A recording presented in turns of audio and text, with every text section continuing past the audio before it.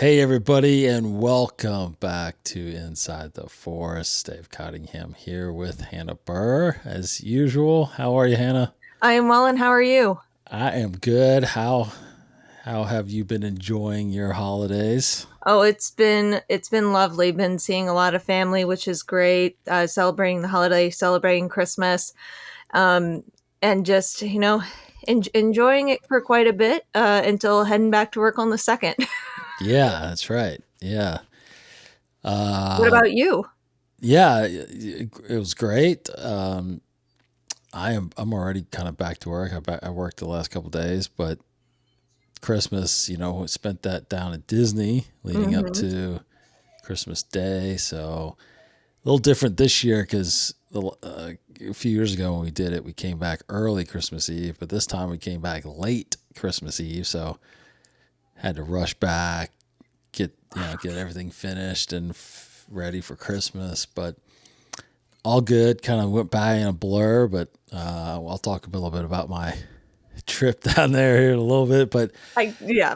for one, we hope everybody has had a great holiday season and continue to through New Year's. We're going to talk a little bit about Skeleton Crew this episode, the last couple episodes, 4 and 5, because we weren't here last week.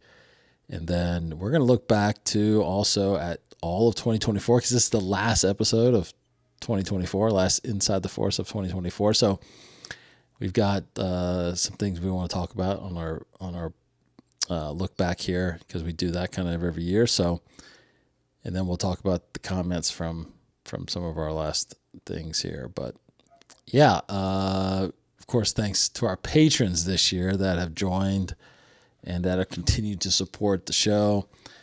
Hope you guys appreciate what we've done and what we've talked about, and we got a lot more to do as more Star Wars comes out here in 2025, as well as we got to continue our commentaries.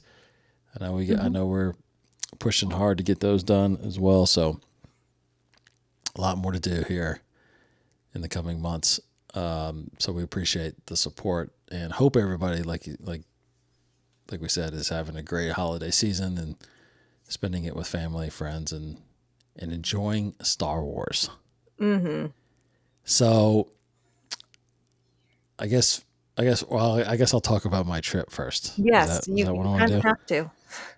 Well, you go pretty often too, but I will say that I love going to Galaxy's Edge, but it is starting to feel like, at least to me, I'm biased because I've been there so often. Like, it is time to do something different, like It is. something new. Do you get that feeling there? Yeah, Oh, I definitely do. I always go there for the Rompto Raptors, the ride. yeah, But then after that, it's like, yeah, I think we constantly go back to your idea of what if you cycled it out in different eras. Like, so I feel like they're going to have to do something at some point. I mean, they're already starting to, like, Oga's now has food oh, it on their menu. does. Yeah. Oh, Apparently okay. that's a new thing. Or maybe that's only something out in California Adventures, because I think also only at California Adventures, they also have a new Ronto wrap. Okay. So I think they're trying to like find new ways to bring other foods to make it different, Yeah. but that can only get you so far. Yeah. Probably. Yeah. I did notice walking around. I don't know if I feel like there was less visual representation of like the First Order, Hmm. but of course, First Order stormtroopers are still walking around and all that stuff. But as well as Rey and Chewbacca and stuff like that. But it did seem a little just kind of, I don't know, kind of dead, and not really, something new kind of bringing it up. So I do think that's probably going to happen, but we'll see. Hmm. I did pick up this Star Wars hat there. This Oh, not a Galaxy's Edge. It was funny because I only saw this at one little kiosk, at Tomorrowland. really? Yeah, I walked by it while we were heading to Tron, and I saw it, and I was like, okay, I might get that. And then coming back I was like, well, let me look at them. And, I saw them there. And there was like 5 of them. But I don't know if so the kiosk was facing the sun. So when I went down to look at these, I felt really, I was like, I started to get really upset because every one of them had this like bleached sun line on it because it was directly in the sun, right?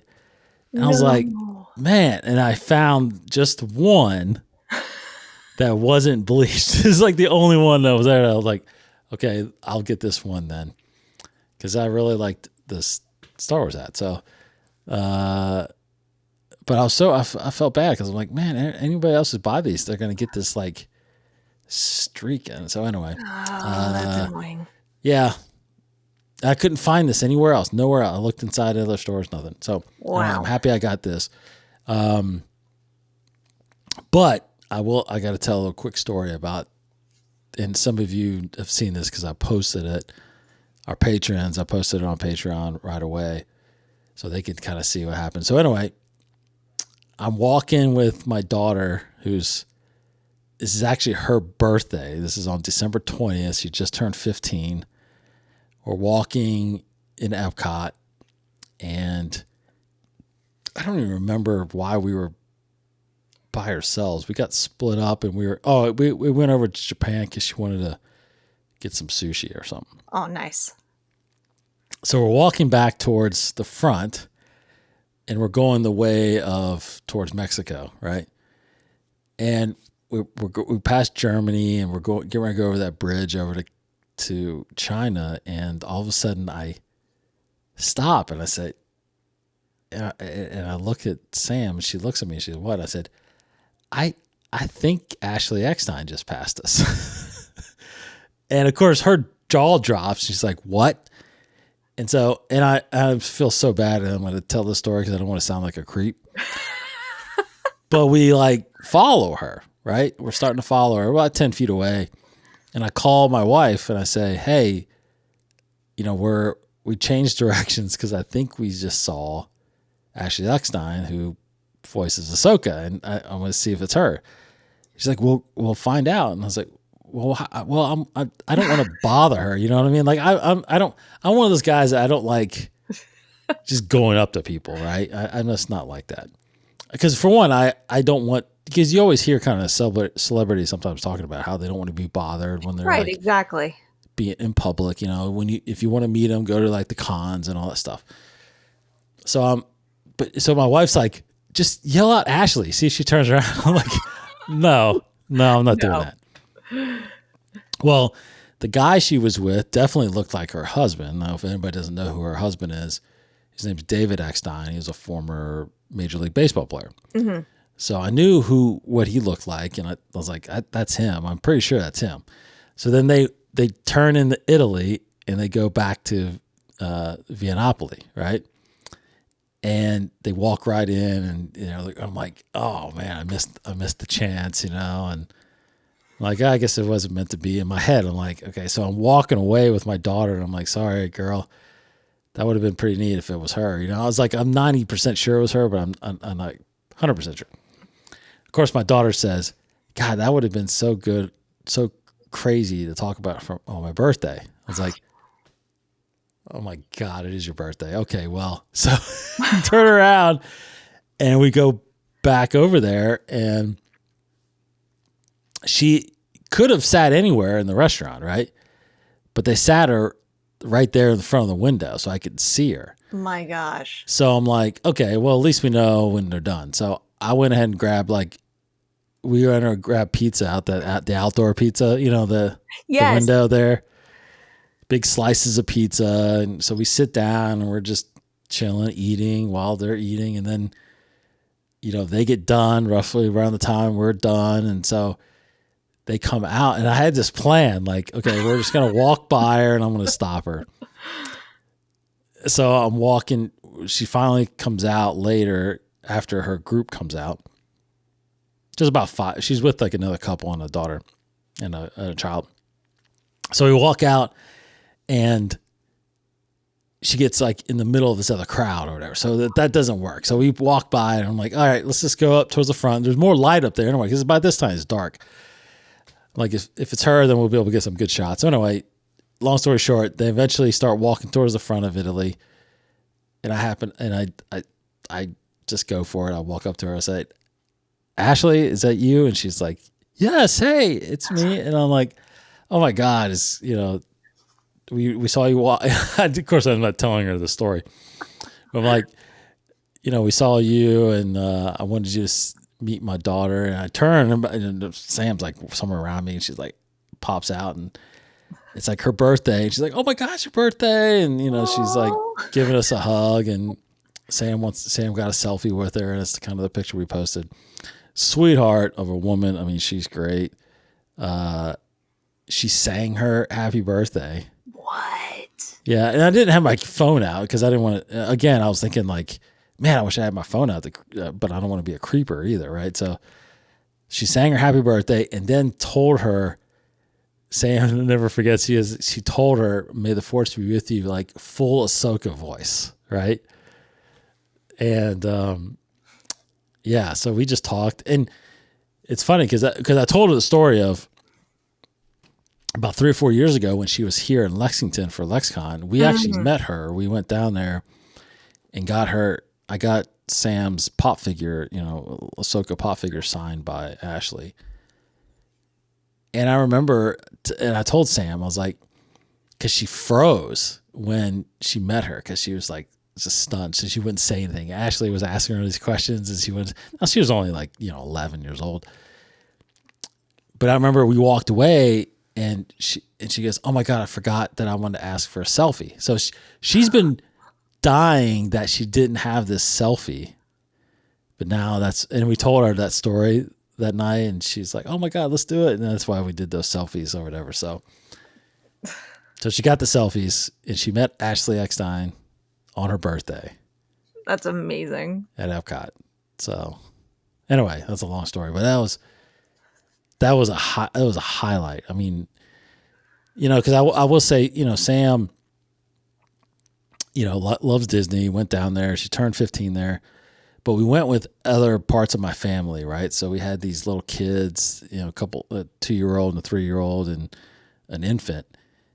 And of course, we're trying to show them around, and so I understand. She didn't have the best day because we were trying to kind of doing stuff for them, and but then all of a sudden Ashley was there. She's like, "I don't care what we do the rest of the trip. This is like the best day." So anyway, oh, that is amazing. And yeah, it's so weird with celebrities. You don't know what to do when you see them out, quote unquote, in the wild. Right? It's like, can I say? I know that whenever I've run into one, I'll just like casually go up next to them and be like, "Are you so and so?" "Yep, I'm not going to make a big deal. I just want to let you know, love your work," and then walk away. Yeah. Keep it short, sweet, and yeah. And I'm glad when I saw her before going in, we were walking, there was a lot more people around. Oh yeah. So I think it would have caused too much. Maybe, I don't know. The thing about it is no one else is saying anything to her, right? He says probably because nobody else is going to even like what was it? I think Henry Cavill did an experiment where he stood in Times Square next to his poster of Superman, and he was wearing glasses. Nobody recognized him. People would go up to him, but they would say, "Hey, do you know what subway I need to take to go here?" Yeah. Or, "Hey, do you know where I can find the best cup of coffee?" So it's probably because I think it also helped. I'm assuming she didn't have like a Disney cast member with her or anything like that. No, that's the thing too. No. That probably helped too.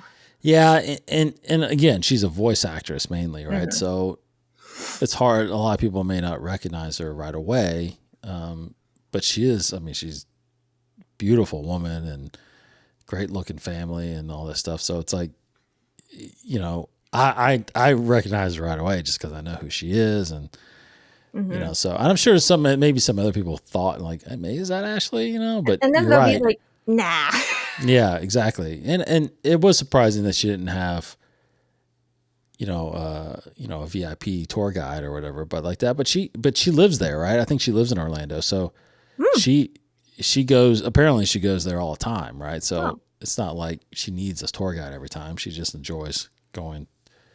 I mean, she's a Disney. I don't know if she's a Disney legend yet, but either way, she's probably got like a free pass every time, so it oh, doesn't matter. probably, Yeah. So probably. anyway, Ashley is fantastic. Thank you for making my daughter's birthday Hmm. an incredible, incredible day. Yeah, what a sweetheart.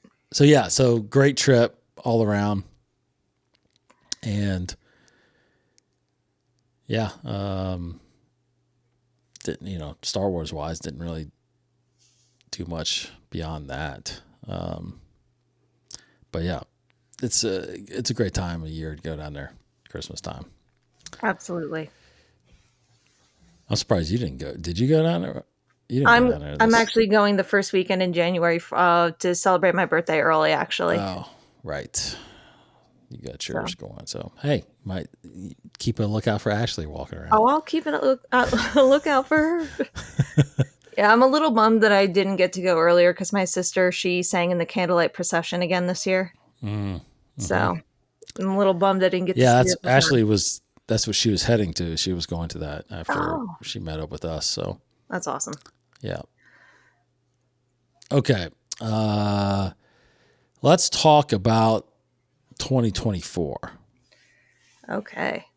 because it is the end of 2024 here in a few days.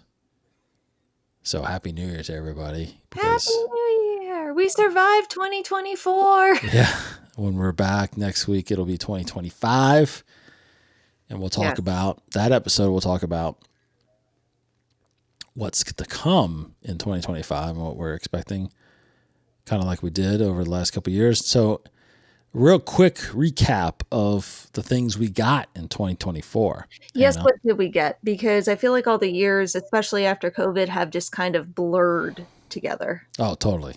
Yeah. I didn't remember half of these things. So, for one, we got the announcement that there is going to be a Mandalorian and Grogu movie, Yes. and Ahsoka season 2 was officially announced. Hmm. So those two things happened this year. We got, of course, Skeleton Crew, which we're going to be talking about episodes 4 and 5. That came out this year. The Acolyte came out this year, brought us the High Republic in live action.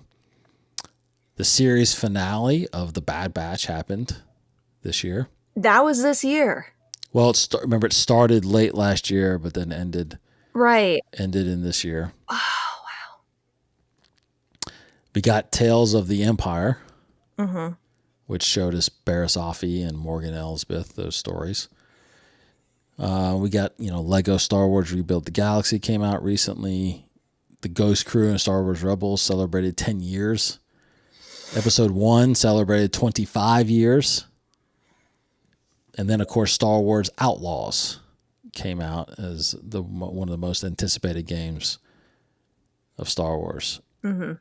And then, of course, some Star Wars publishing ended. Star Wars and Darth Vader ended their 50-issue runs. And the High Republic is still going on through this year. So those are kind of the big highlights of what we got this year. Anything of that kind of stands out to you as your favorites? Definitely Barris's story in Tales of the Sith. Does the Like, Empire? or sorry, Tales of the Empire. That her story is just very, very powerful. Absolutely loved that. And I think I'm also reminded of I'm blanking out on the name of the actor, but he plays Sung in Squid Game. Oh, Just reminded on Lee Master Soul. Lee Jung Jae. Yeah. Yeah, Master Soul. Just reminded about his incredible acting. Actually, I'm in the middle of Squid Game season 2. Yeah, I forgot I got to start that. Yeah. It's Oh, he's such a good actor. yeah, yeah. It's so good. Those are the two main standouts for me. I'm bummed that we're not getting another season of Acolyte. I feel like that's just hanging out there. Also, I think Skeleton Crew is doing pretty well. This last Mhm. episode, but we'll talk about that later. I think those are the major standouts for me. Oh, well, you also can't forget the one episode of Bad Batch, and I can't remember if that was this year or last year, but with Asajj Ventress. Of course. Yep. So I you think that got was to this do a year for shout sure. out. Yep. Yeah. What stood out to you? Yeah, I think the Bad Batch coming to a close was really good. I really liked that series. Bummed that we haven't heard anything yet as far as what's the next animated series. I mean, I feel like it's like gotta be soon that we're gonna Right. hear something. But yeah, I mean, I think I enjoyed the Acolyte. I think there were hit and misses with it. Unfortunately, yeah, I think it would have gotten better if it was able to continue. But it didn't resonate as well as they hoped. But I did like the attempt. I think it was the right thing to do, and I think it definitely had some good moments to it, like you said. Unfortunately, I think the most of the meat of it would be in season 2. Correct. Yeah, I think you should have focused. Again, we talked about it before. I think you just should have focused more on the Sith than doing all these things with the Jedi that you did. Make them feel, flawed. Yeah, because I think and correct me if I'm wrong, but I think they didn't announce that there wouldn't be a season 2, but I feel like they came to a decision that there wouldn't be season 2 as soon as season 1 started getting interesting. Yeah, I'm not sure either. I just know after the series ended, apparently Lucasfilm didn't say it, but I think the trade said it, that they were in the middle of developing season 2, but then they got told to stop. Yeah. So, unfortunately, yeah, that's unfortunate. And then, to be honest, like I went and saw,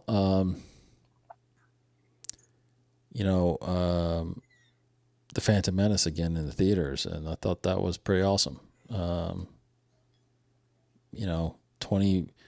25 years, it's amazing because I just remember the ideas of that coming back, in theaters and being so excited. I mean, that was definitely the kind of the jump start again of Star Wars, so to kind of see that again in theaters was pretty awesome. Well, also, this was the year when we started our commentaries, and we started off with the Phantom Menace, so that That's kind of all exactly worked right. out. That's exactly right. So yeah, some good highlights from 2024. I think it, I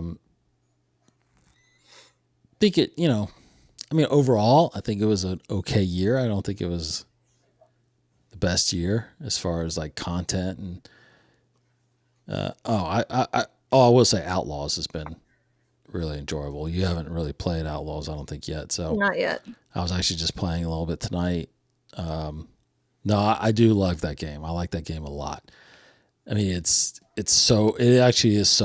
very vast. Like it's pretty endless. I don't even know how I can get to the end right now. I'm doing so many different things. So it's very entertaining. I do like it. Now, I wish it was a little bit more. Like I kind of wish Fallen Order was like this, where you were a Jedi doing stuff, not just a smuggler, kind of outlaw kind of thing. So I want that kind of game with the Jedi. But we'll talk next week about 2025. But there's definitely some things I look forward to next year. Yes, indeed. Especially Andor. Oh yeah, yeah, yeah. So. Okay, there you go. So 2024, let's see what everybody thinks about that. Let us know what you kind of thought was your highlights, and we'll get into 2025 next week. Oh, I know another highlight. You finally finishing Rise of the Red Blade. Oh yeah, yeah. And we got to finally do a Beyond the Saga on that one, because yeah, I definitely want to talk about that one. That was really good. Mm-hmm. That was really good. That's my, Yeah, that's definitely one of my goals in 2025 is get caught up again on these novels. Yeah. We got a Yeah, long way to go. yeah, got a couple to do, got a few to do. Okay, let's see. Not fully prepared to talk about the releases, so we'll talk about that next year as January comes Perfect. upon us.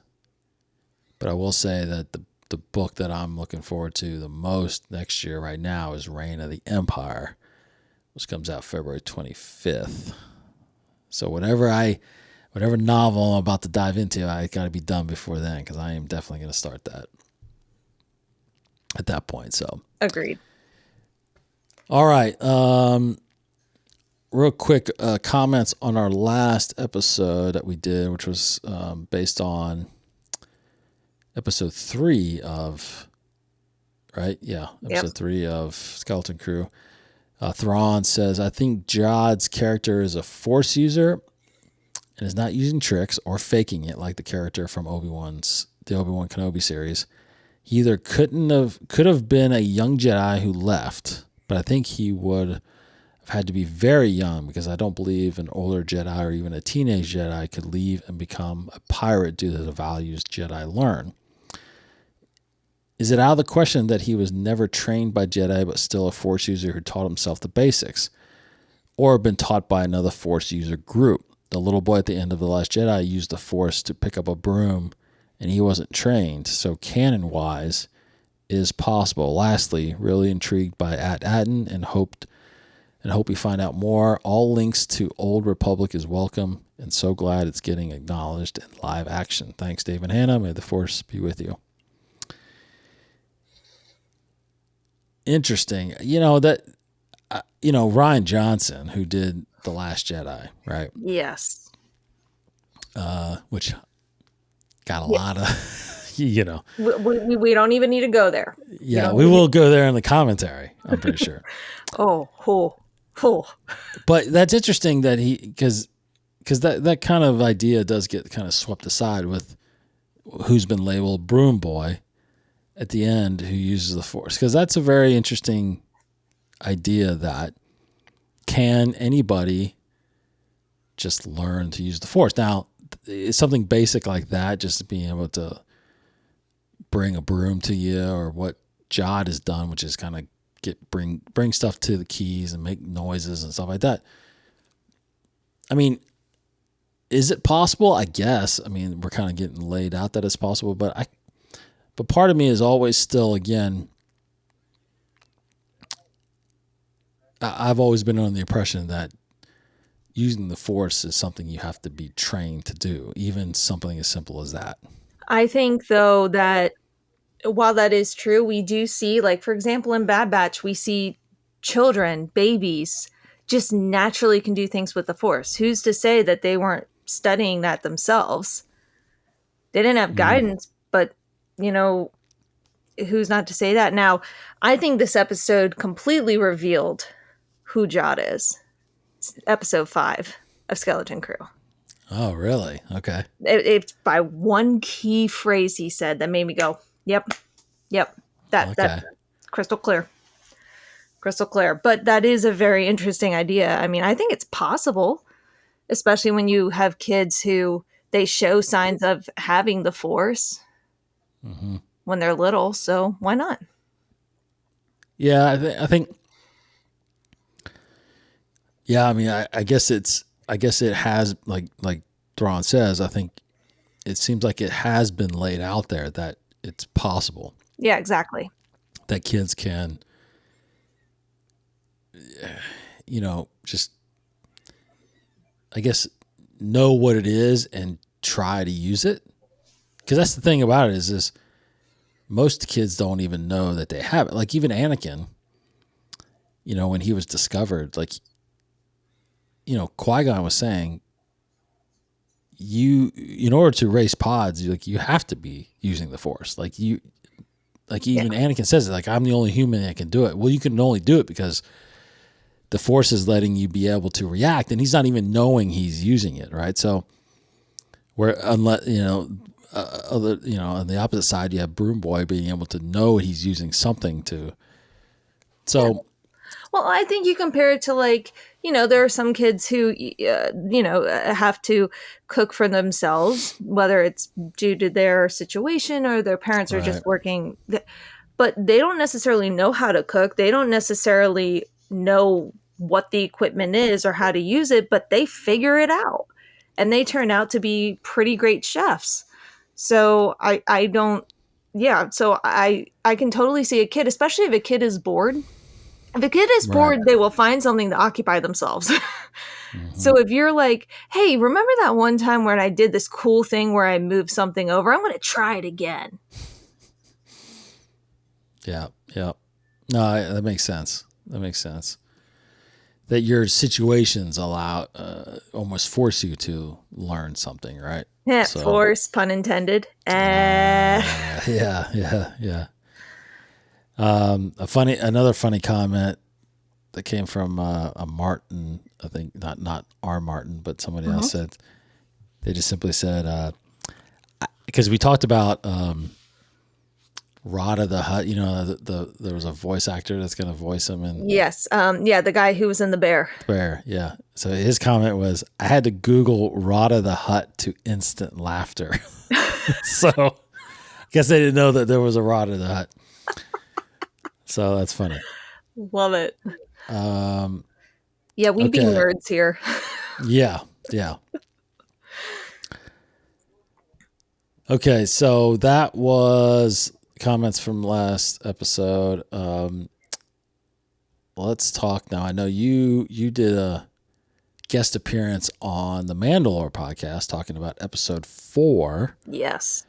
So we don't necessarily need to, because I'm sure that was a long episode, right? It was so funny because he was saying, I don't think it's going to be that long. So, just whatever you want to talk about. And sure enough, I'm like, and you were worried we didn't have anything to talk Yeah, about no. because he wasn't a big fan of the episode. And I really liked it, actually.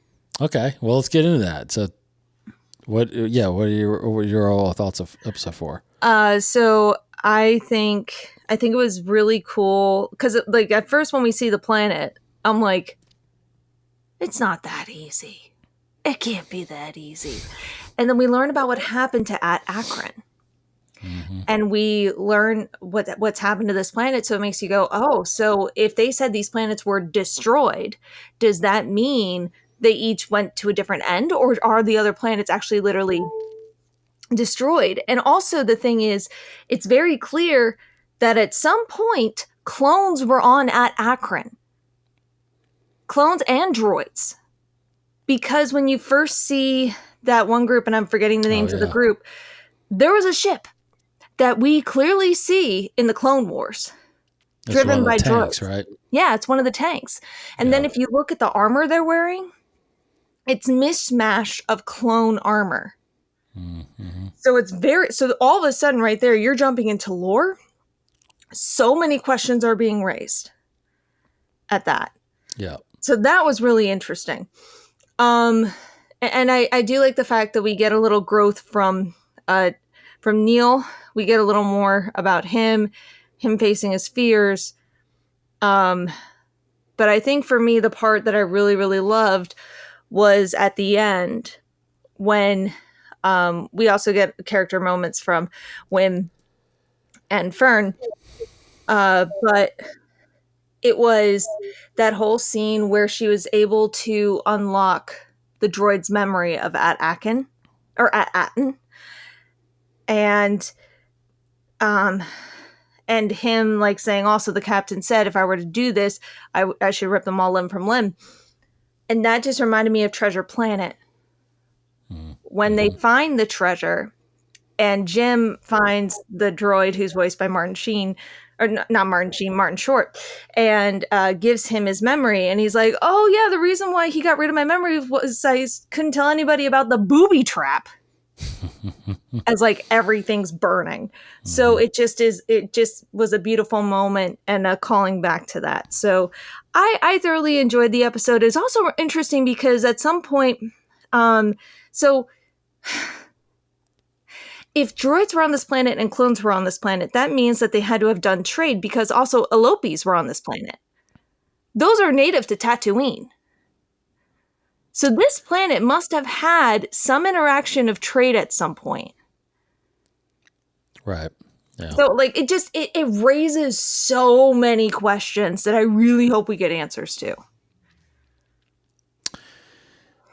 Yeah, I Yeah, definitely what did you think of the yeah, episode? I definitely liked the amount of mystery that it created, just them discovering that there was a similar tower here that they knew they never went into on their home planet, but they knew that the supervisor, this mysterious Mm-hmm. supervisor, has kind of the kind of that's their office right at the top of this spire.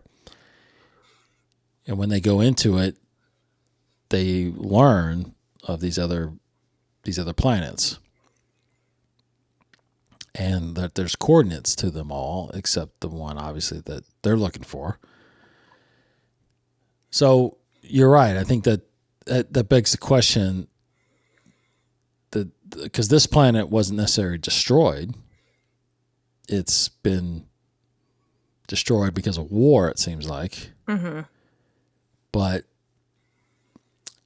it doesn't feel like it was destroyed in a sense where, I mean, I guess no one has the coordinates to it, and no one knows that it exists really.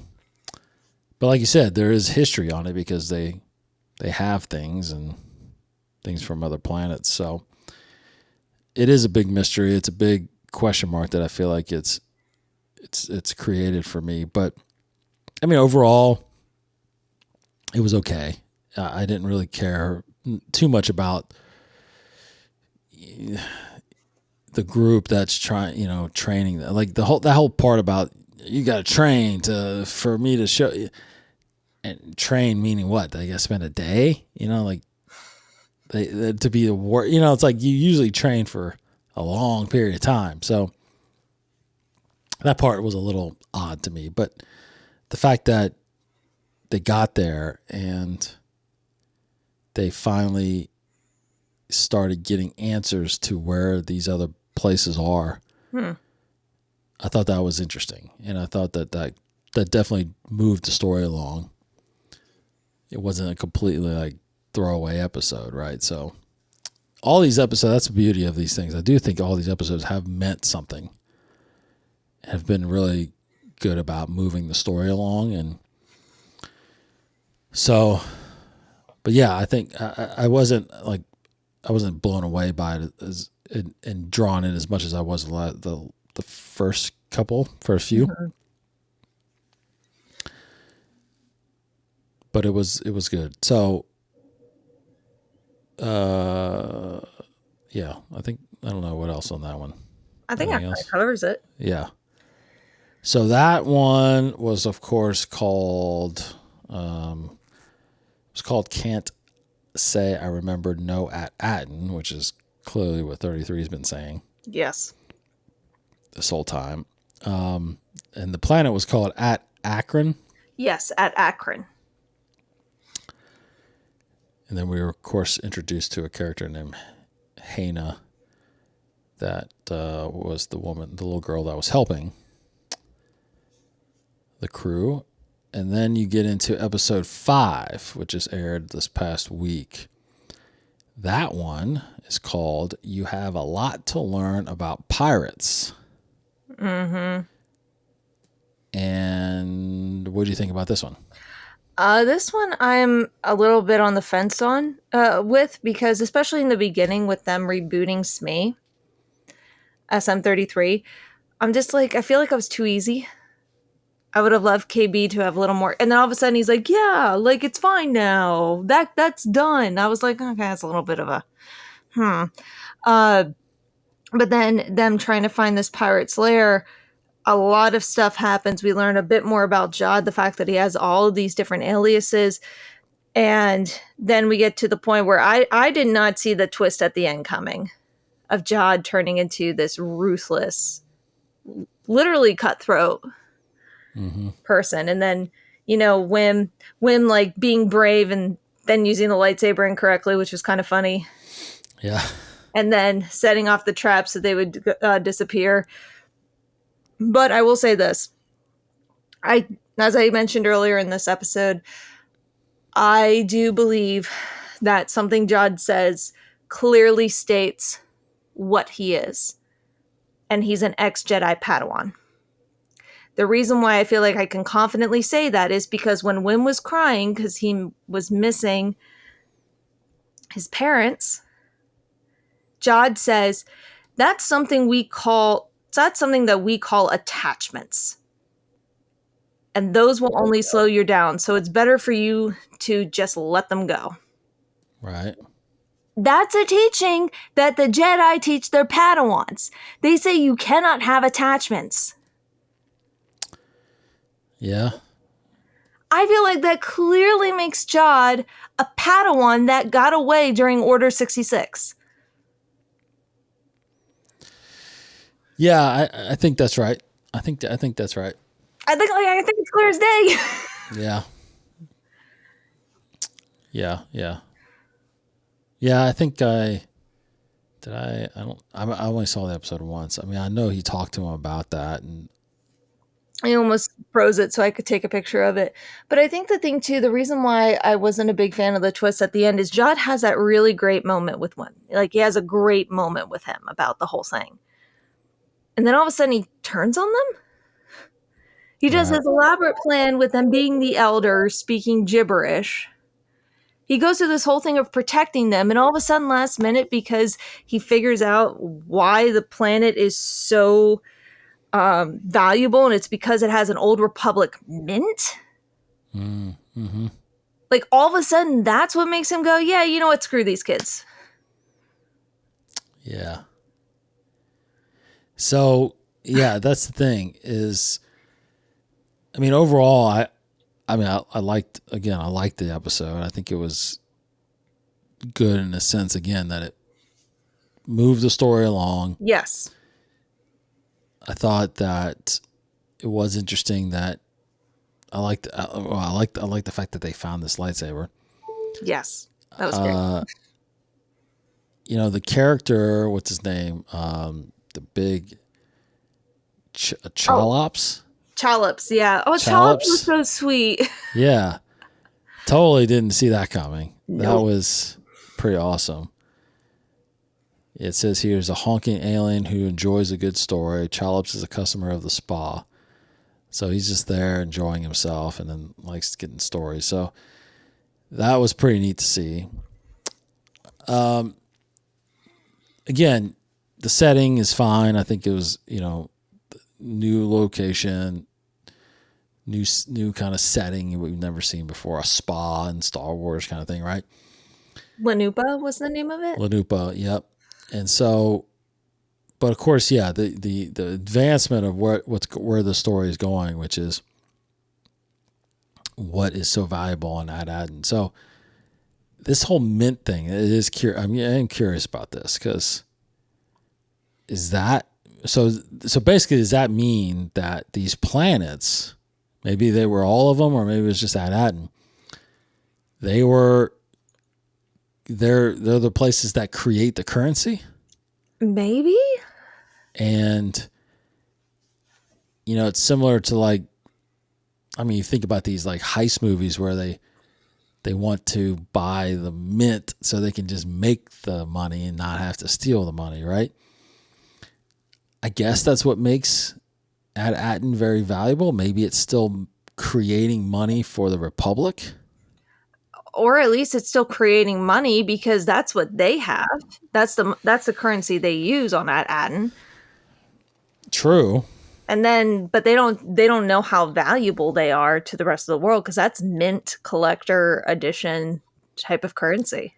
Well, or like you said, they don't know that there was a war that ended the Republic. So then there was Imperial credits that they probably have no idea about.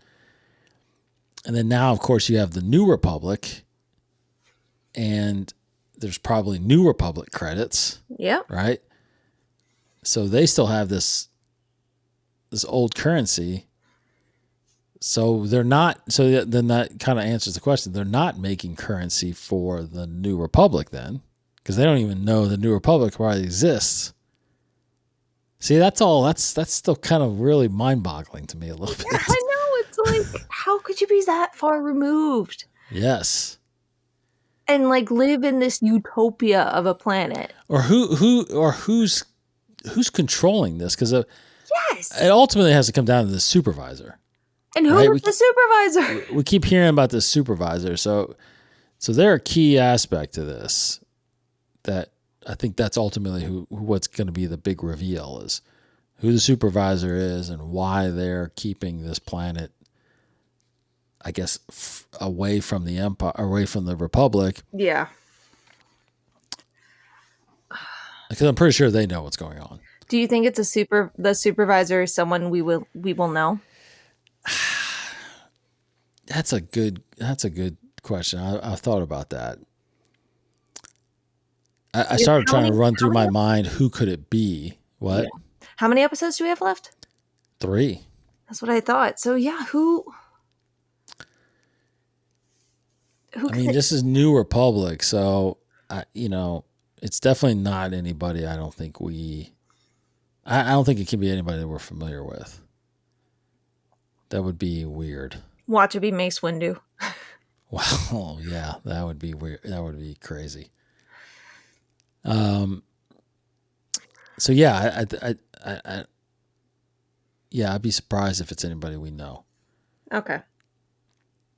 Now it could be somebody we know from Legends that they brought it. You know what I mean? Like that would be cool. Yeah, something like that. But yeah, his Jod turning like that is very interesting. Yeah. Because he made a deal with these kids, and now he's going against them.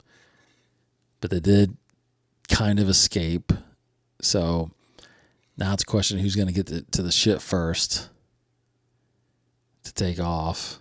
The kids don't have the coordinates, though. No. Wait, did he get the coordinates? SM-33 got the coordinates. Oh, that's right. That's right. But I don't remember any of the kids writing it, unless KB has like some photographic bit in her visor. Right. Yeah. Yeah, it's going to be fun. It's going to be fun to see. I do really like the show, though. Yeah. I also like that we also finally saw what the parents are trying to do to get a hold of their kids. Mm-hmm. That was pretty cool, too. That's right. We did get a little scene of that, and again, they're trying not to upset anybody at that running the show there, which ultimately the supervisor again. Yep. So that is interesting what they're trying to do. Yeah, it's just it's definitely keeping the question marks alive, and it does have that sense of mystery, which is really good. So indeed. Yeah. It's gonna be interesting to see where it goes. It will be. That's for sure. 3 more episodes left. So we'll be done with this thing, mid-January, which will give us some time until we get Andor going in April. But I do think this show has given us everything we need right now. And I do think that it's setting up for a good, strong ending. So hopefully it kind of satisfies that and ties it up really well, because I feel like the pacing of these episodes have been really good. Mm-hmm. And I think that they're revealing just a little each time. That's been really good. So overall, the writing of the storyline has been really good. Oh, absolutely. Absolutely. And the acting's been great too. Acting has been good. Yeah. I do like the acting a lot. Of course, Jude Law is probably one of the best out there. So Jude Law is Jude Law. I mean, have you seen him in Holiday? Whew. Yeah. So yeah, interesting. Looking forward to the next episode, and we'll talk about that next week. What else? Anything else on that? I don't think so. Yeah. Well, thanks everybody. Hopefully everybody has a fantastic start to the new year. Mm-hmm.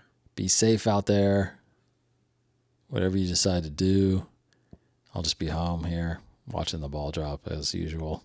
I probably will fall asleep by midnight. Yeah. Let's be honest. Yeah. Midnight's Me past and my my bedtime. oldest daughter are the only ones that kind of make it. You know what we've been doing though these last few years is we've found one of those countdowns Oh my in a God. movie, you know, and Yes. like last year we did the Snap, I think.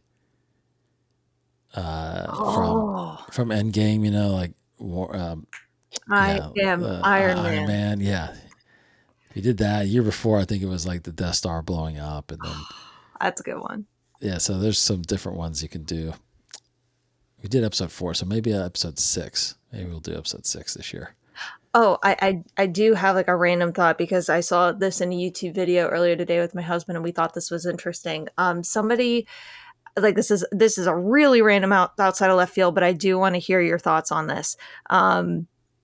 Somebody was looking at the Revenge of the Sith movie. Mm-hmm. At the end, when Obi-Wan cuts off Anakin's limbs and they have that Yep. confrontation, this person swears that there were lines that were taken out of that scene.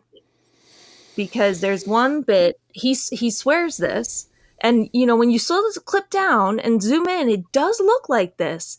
It looks like at one point Anakin is looking at Obi-Wan and saying, "Master, help me."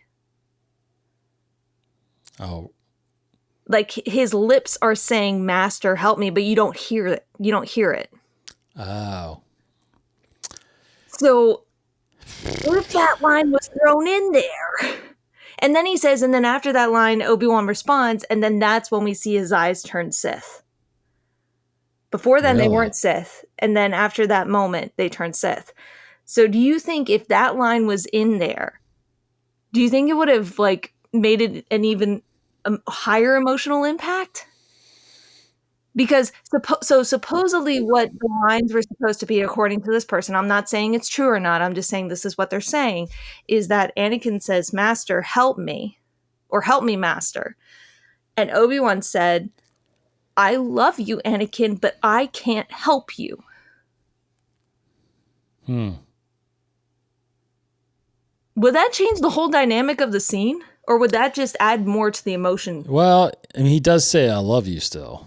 He does say, you were my brother Anakin, I loved you. Right. But supposedly that was the dialogue is, "Help me, Master, or Master, help me." And he says, "I love you, Anakin, but I can't help you."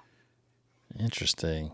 Sorry to throw that in last minute, but I just thought of it and thought I'd bring it up because... Yeah, I mean, I think that would have changed it a little bit, for sure. Yeah, I mean, any dialogue like that, I think you're, but I would understand if that was true. I would understand why Lucas took it out. Right. Because at that point, he's not Anakin.